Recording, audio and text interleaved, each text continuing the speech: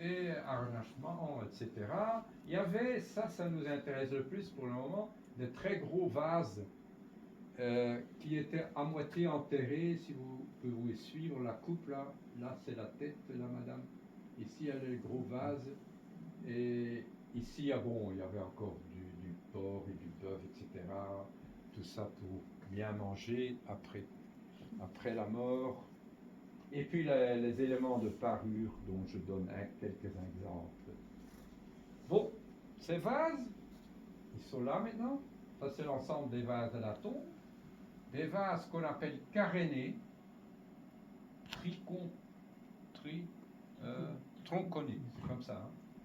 Et ici, ça sont des tessons de Camelberg qui sont un petit peu, ils ont la même allure, c'est-à-dire sont des vases à bord à gauche, on ne voit pas très bien là au-dessus, pour probablement mettre un couvercle dedans, très bien fait, très grand. Ceux-là font environ 40-50 cm.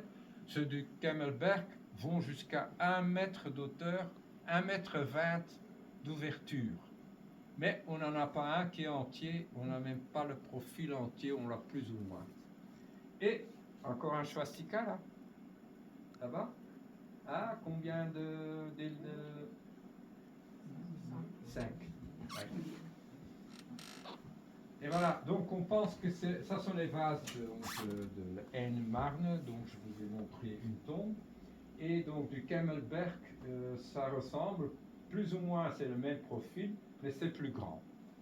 Et même, c'est fait d'une façon, la façon de les faire est plus sophistiquée.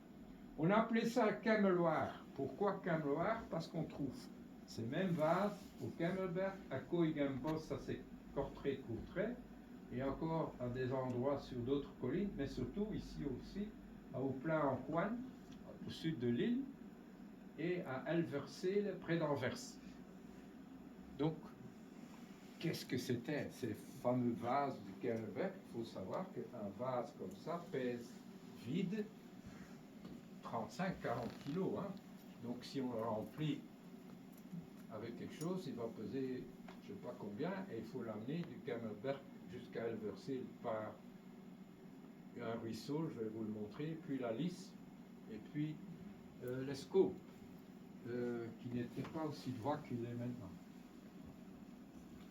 Bon, donc je vous ai déjà parlé de poterie carénée. Voici des exemples du Camelberg.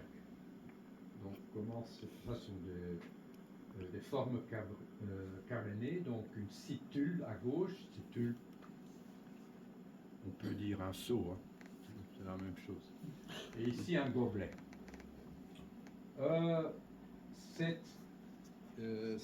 Cette poterie carénée est typique, donc qui vient d'origine de l'Aisne-Marne, ici.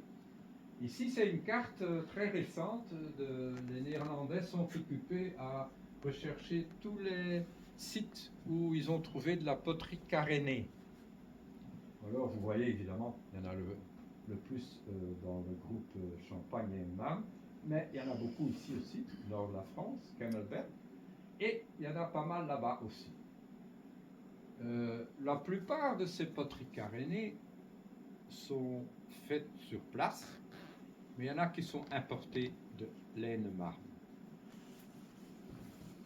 On va se fixer un petit peu sur cet ensemble, donc le delta du Rhin et de la Meuse.